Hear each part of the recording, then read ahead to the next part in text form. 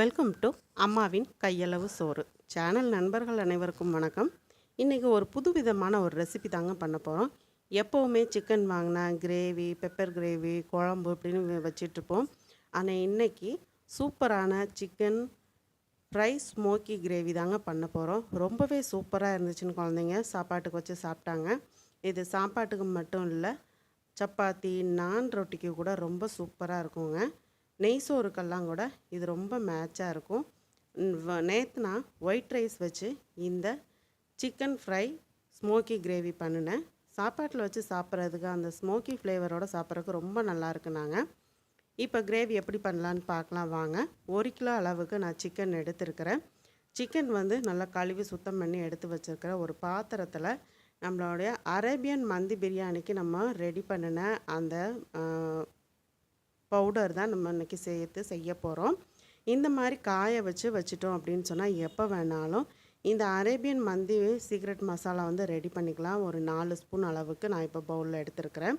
உங்களுக்கு அந்த பவுடரோட recipe full video போடுறதுக்காக லெமன் வந்து காய வச்சுருக்கிறேங்க. சீக்கிரத்தில் அப்லோட் பண்ணுறேன். இஞ்சி பூண்டு பேஸ்ட்டு 2 ஸ்பூன் அளவும் 4 ஸ்பூன் அளவு புளிப்பு இல்லாத கெட்டி தயிரும் எடுத்துருக்குறேங்க. இது கூட 1/2 ஸ்பூன் மிளகு தூள் சேர்த்துருக்கிறேன். இந்த சிக்கனோட அந்த ஃப்ளேவர் வந்து பார்த்திங்கன்னா பெரிய பெரிய ரெஸ்டாரண்ட்டில் கிடைக்கிற அதே டேஸ்ட்டில் இருந்துச்சுங்க. ரொம்ப சூப்பராக இருந்தது. சிக்கனுக்கு தேவையான அளவுக்கு உப்பு சேர்த்துக்கோங்க. ஒரு சின்ன லெமன் வந்து விதைகளை நீக்கிட்டு சாறு புழிஞ்சிக்கலாங்க. செய்கிறது உங்களுக்கு ரொம்ப ஈஸி தான். ரொம்பவே சாப்பிட்றதுக்கு சூப்பராகவும் இருக்கும். இந்த மாதிரி நீங்கள் டிஃப்ரெண்ட்டாக ஒரு டைம் நீங்கள் செஞ்சு கொடுத்தீங்க அப்படின்னா இதே மாதிரியே செய்ய சொல்லுவாங்க. அந்த அளவுக்கு டேஸ்ட் அவங்களுக்கு பிடிச்சி போயிடுங்க. ஹோட்டல் பக்கம் போயிட்டு சிக்கன் வாங்கணுன்னு ஆசைப்பட மாட்டாங்க. முடிஞ்ச அளவுக்கு நம்ம ஹோட்டலில் கிடைக்கக்கூடிய டேஸ்ட்டை நம்ம வீட்டிலே கொண்டு வரலாங்க. உருக்கின பட்டர் வந்து 2 ஸ்பூன் அளவு சேர்த்துக்கோங்க. உங்கள்கிட்ட பட்டர் இல்லை அப்படின்னா நெய் கூட நீங்கள் 2 ஸ்பூன் அளவு சேர்த்துக்கலாம். சேர்த்துட்டு இப்போ நல்ல மசாலாக்களை ஒன்று போல் கலந்து விட்டுக்கோங்க. இந்த மாதிரி கலந்து விட்டதுக்கப்புறம் தான் நம்ம சிக்கனை வந்து சேர்க்கணும். சிக்கன் கழுவுனா தண்ணி எதுவுமே இருக்கக்கூடாது. நான் இப்போ வந்து அந்த சிக்கன் சேர்க்குறதுல ஒரு துண்டு ஈரல் இருந்துச்சுங்க. அதோடைய அந்த மசாலாவை நம்ம பிரட்டிக்கலாம். இந்த மசாலாவோட நல்லா பிரட்டிட்டு நம்ம ஒரு மணி நேரம் அப்படியே ஓரமாக வச்சு ஊற விட்டுறலாங்க. எந்த அளவுக்கு சிக்கன் வந்து ஊறுதோ அந்த அளவுக்கு உங்களுக்கு வந்து டேஸ்ட்டு சூப்பராக இருக்குங்க. சப்போஸ் நீங்கள் நைட்டு சிக்கன் வாங்கிட்டு வந்துட்டீங்க, காலையில் தான் செய்ய போகிறீங்க அப்படின்னா நைட்டு இந்த மாதிரி நீங்கள் பிசைஞ்சு ரெடி பண்ணி வச்சுக்கோங்க. மசாலாக்களை ஒன்று போல் கலந்து விட்டதுக்கப்புறம் ஒரு 2.5 ஸ்பூன் அளவுக்கு மிளகாத்தூள் சேர்த்துருக்குறேங்க. சேர்த்துட்டு இன்னும் நல்லா பிசைஞ்சு விட்டுடலாம். கலருக்காக காஷ்மீரி சில்லி எதுவுமே நான் ஆட் பண்ணல. நம்மளோட அந்த அரேபியன் மந்தி மசாலாவில் ஆல்ரெடி இருக்குதுங்க. நான் வந்து அது காஷ்மீரி சில்லி வந்து சேர்த்து தான் பவுட்ரு பண்ணியிருக்கிறேன்.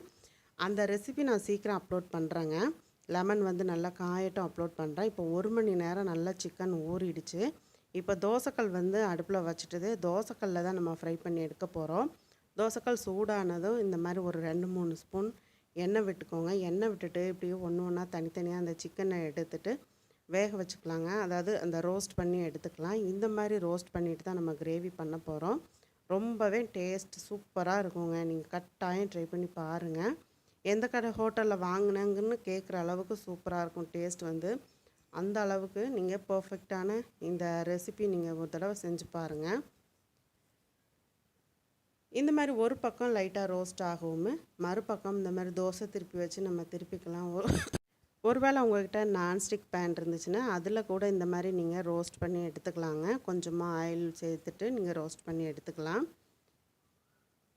இந்த மாதிரி ரோஸ்ட் பண்ணும்போதே அந்த ஃப்ளேவர் வந்து ரொம்ப சூப்பராக இருக்கும். ஏன்னா நம்ம பட்டர் சேர்த்துருக்குறோம், அந்த அரேபியன் மந்தி சீக்ரெட் மசாலா சேர்த்துருக்குறோம். அதுக்குவே ஒரு தனி சுவை கிடைக்குங்க. இந்த மாதிரி நம்ம திருப்பி விட்டு ரோஸ்ட் பண்ணி எடுத்துக்கலாம். ஆனால் இந்த கிரேவி நம்ம பண்ணுறதுக்கு இந்த மாதிரி தாங்க ரோஸ்ட் பண்ணி எடுக்கணும். அப்போ தான் நமக்கு அந்த ரெசிபியோட ஃபுல் அந்த ஒரு டேஸ்ட் வந்து நமக்கு கிடைக்கும். இப்போ மீதி இருக்கிற சிக்கனையும் இதே மாதிரியே ரோஸ்ட் பண்ணிக்கலாம்.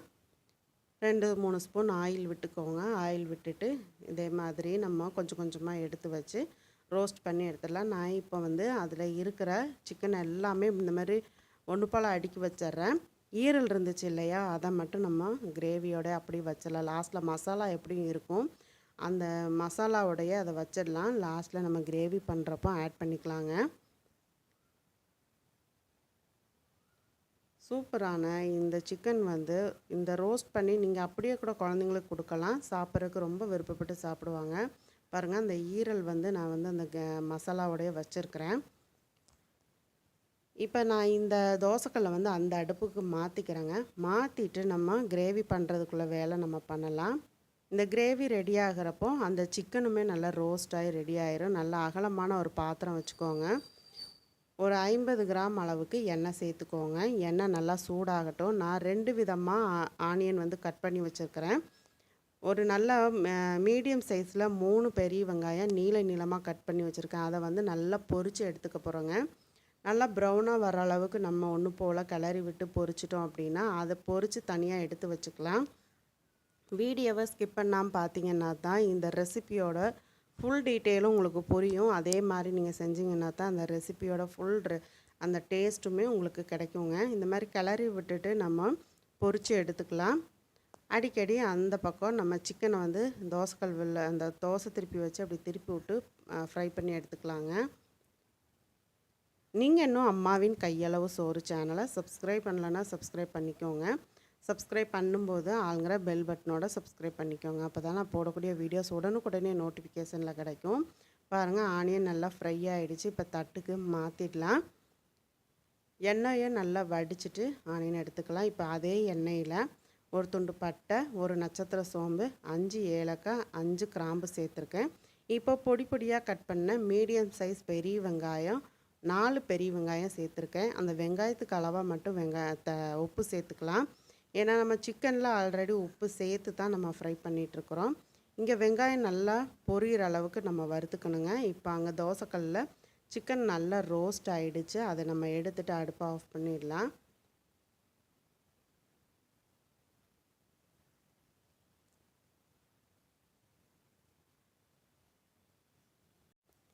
இப்போ இந்த வெங்காயம் நல்லா வதங்கின இந்த டைமில் பழுத்த தக்காளி ஒரு மீடியம் சைஸில் 2 தக்காளி எடுத்துருக்கிறேன். அதை சேர்த்துக்கலாம். ரொம்பவே குட்டியாக தான் இருந்துச்சு, அதனால தக்காளி வந்து 2 தக்காளி எடுத்துருக்கிறேன். இப்போ தக்காளியை நல்லா கரண்டி வச்சு நம்ம மசிச்சு விட்டு வதக்கும்போது நல்லா வதங்கிடும். கூடவே 1 ஸ்பூன் அளவுக்கு இஞ்சி பூண்டு பேஸ்ட்டு சேர்த்துக்கோங்க. இப்போ அந்த நம்ம சிக்கன் ஊற வச்சுருந்த மசாலாவில் அந்த ஈரல் இருந்துச்சு இல்லையா, அந்த மசாலாவோட அந்த ஈரலை அந்த எண்ணெயில் சேர்த்துட்டு நல்லா பரட்டி விடுங்க. ஈரல் வந்து உங்களுக்கு சீக்கிரம் வெந்துடும், டைம் எடுக்காது. அதனால் நீங்கள் ரொம்ப நேரம் வேக வைக்கணுன்னெல்லாம் அவசியம் இல்லை. இந்த எண்ணெயிலே நல்லா வெந்து வந்துடுங்க. இப்போ 1 ஸ்பூன் அளவுக்கு மஞ்சத்தூள் சேர்த்துக்கோங்க. கூடவே தனி மல்லித்தூள் 2 ஸ்பூன் அளவுக்கு சேர்த்துக்கோங்க.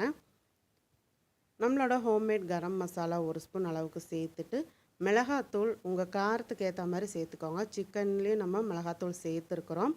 நான் வந்து 2 ஸ்பூன் அளவுக்கு மிளகாத்தூள் சேர்த்துருக்கிறேன். கொஞ்சம் ஸ்பைஸியாக இருந்தால் தான் இந்த கிரேவி ரொம்ப நல்லா இருக்குங்க.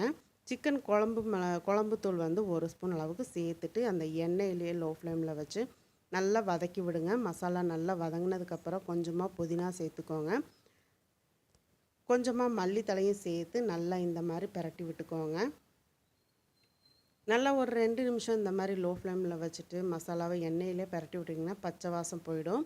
இப்போ நம்ம சிக்கன் ஊற வச்சுருந்த அதே பவுலில் ஒரு டம்ளர் அளவுக்கு தண்ணி சேர்த்து ஒரு கொதி இந்த கிரேவியை கொதிக்க விடலாங்க. நல்லா கிளறி விட்டுட்டு உப்பு போதுமான்னு செக் பண்ணி பார்த்துக்கோங்க. கிரேவிக்கு சிக்கனில் வந்து உங்களுக்கு உப்பு இருக்குது, ஆனால் கிரேவிக்கு கொஞ்சம் ஈக்குவலாக உப்பு இருக்கணுங்க. இப்போ கிரேவிக்கு உப்பு இருக்குதான்னு செக் பண்ணி பார்த்துட்டு உப்பு பத்தலை அப்படின்னா கொஞ்சமாக உப்பு சேர்த்து நல்லா ஒன்று போல் கலந்து விட்டுக்கோங்க. கலந்து விட்டுட்டு கிரேவி நல்லா கெட்டியாக இருக்குதுன்னு நினச்சிங்கன்னா இன்னும் கொஞ்சம் ஒரு 1/2 டம்ளர் தண்ணி சேர்த்துட்டு இந்த மாதிரி கலந்து விட்டுருங்க. நல்லா இப்போ ஒரு கொதி வரட்டுங்க. இந்த மாதிரி தளன்னு ஒரு கொதி வந்துருச்சு. இந்த கொதிச்சுட்டு இருக்கும்போதே நம்ம பக்கத்தில் அடுப்பில் சார்கோலை வந்து தணலுக்கு ரெடி பண்ணிடலாம். இந்த சார்கோல் வந்து எல்லா பக்கமுமே கிடைக்குங்க. மர கடைகளில் இந்த சார்கோல் வந்து ஈஸியாக கிடைக்கும். சார்கோல் வந்து தணல் ஆகிட்டுருக்கட்டும். இங்கே கிரேவி ரெடி ஆகிடுச்சு. நல்லா இந்த மாதிரி தண்ணியாக தான் இருக்கும், ஆனால் சிக்கன் நம்ம சேர்த்ததுக்கப்புறம் இன்னும் கொஞ்சம் கெட்டியாகுங்க. இப்போ லோ ஃப்ளேமில் வச்சுட்டு நம்ம பொரித்து வச்ச சிக்கன் எல்லாம் அப்படியே சேர்த்துடலாம் மேலாப்பில். லாஸ்ட்டில் நமக்கு இந்த சிக்கன் வந்து என்னாகும்னா நல்லா அந்த கிரேவியில் ஊறினதுக்கப்புறம் கொஞ்சமாக தான் கிரேவி கிடைக்கும். அந்த கிரேவியும் இந்த சிக்கன் வந்து நல்லா அந்த கிரேவியை உறிஞ்சதுக்கப்புறம் இன்னுமே ஜூஸி ஆகிடும் சிக்கன் வந்து. அப்போ என்ன ஆகுதுன்னா சாப்பாட்டில் இந்த சிக்கனை அப்படியே போட்டு பிசைஞ்சு சாப்பிட்றதுக்கு செம்ம டேஸ்ட்டாக இருக்குங்க. இப்போ சிக்கனை சேர்த்தாச்சு. இப்போ இந்த சிக்கனுக்கு மேலே பொரிச்சு வச்ச வெங்காயத்தை சேர்த்துக்கோங்க. நல்ல ஒரு காரசாரமாக அந்த வெங்காயத்தோட அந்த ஃப்ளேவரோட ரொம்ப சூப்பராக இருக்கும். இப்போ மேலாப்பில் இந்த வெங்காயத்தை சேர்த்தாச்சு. இதுக்கு மேலே ஒரு 2 ஸ்பூன் அளவுக்கு டார்க் சோயா சாஸ் சேர்த்து விட்டுக்கோங்க. ரொம்ப சேர்க்க வேண்டாங்க. சேர்த்துட்டு நம்ம லோ ஃப்ளேமில் தான் அடுப்பு வச்சுருக்குறோம். இப்போ இந்த தணல் வந்து நல்லா ரெடி ஆகணும். 1 ஸ்பூன் அளவுக்கு நெய் சேர்த்துக்கோங்க. 1லேருந்து 2 ஸ்பூன் அளவுக்கு நெய் சேர்த்துக்கலாங்க. இப்போது தணல் வந்து நல்லா ரெடி ஆயிடுச்சு. சார்கோலோட தணல் வந்து சூப்பராக ரெடி ஆயிடுச்சு. ஒரு கிண்ணத்தில் இந்த மாதிரி எடுத்து வச்சுட்டு அந்த கிரேவியோட நடுவில் வச்சுட்டு அந்த சார்கோல் மேலே 1 ஸ்பூன் அளவுக்கு நெய் விட்டிங்கன்னா நல்லா இந்த ஸ்மோக்கி வரும். இப்போ நம்ம தட்டை போட்டு மூடி வச்சுட்டு அடுப்பை ஆஃப் பண்ணிடலாங்க. 5 நிமிஷம் கழித்து நம்ம ஓப்பன் பண்ணலாம். அந்த ஸ்மோக்கி எல்லாம் போயிட்டு அந்த கிரேவி வந்து சூப்பராக ரெடியாக இருக்குங்க. இப்போ பார்த்தீங்கன்னா தெரியும், கொஞ்சம் கூட அந்த புகை இல்லை. ஆனால் அதோடய ஃப்ளேவர் ஃபுல்லாக அந்த சிக்கனில் இறங்கிட்டு ரொம்ப சூப்பராக இருக்குங்க. அந்த ஃப்ளேவர் பார்த்திங்கன்னா எல்லாத்துக்குமே பிடிக்கும். குழந்தைங்கள்லேருந்து பெரியவங்க வரைக்குமே இந்த ஒரு அந்த ஸ்மோக்கி ஃப்ளேவருக்கும் டேஸ்ட்டுக்கும் அதுக்காக தான் வந்து ஹோட்டலில் போய் சாப்பிடணுன்னு ஆசைப்பட்றாங்க. ஆனால் அந்த டேஸ்ட்டை நீங்கள் வீட்டில் கொடுத்துட்டீங்க அப்படின்னா ஹோட்டல்லேருந்து நான்வெஜ் வாங்கி சாப்பிட மாட்டாங்க. முடிஞ்ச அளவுக்கு ஹோட்டல் நான்வெஜ்ஜை தவிர்க்கிறது ரொம்ப நல்லது. நீங்களும் கட்டாயம் அந்த வீட்டில் இதை ட்ரை பண்ணி பாருங்கள். நண்பர்களுக்கு ஷேர் பண்ணுங்கள். மறக்காமல் உங்களோட கருத்துக்களை கமெண்ட் பாக்ஸில் சொல்லுங்கள். தொடர்ந்து அம்மாவின் கையளவு சோறு சேனலை சப்ஸ்கிரைப் பண்ணுங்கள். சப்ஸ்கிரைப் பண்ணும்போது ஆளுங்கிற பெல் பட்டனோட சப்ஸ்கிரைப் பண்ணிக்கோங்க. மீண்டும் அடுத்த ஒரு வீடியோவில் சந்திக்கிறேன். நன்றி, வணக்கம்.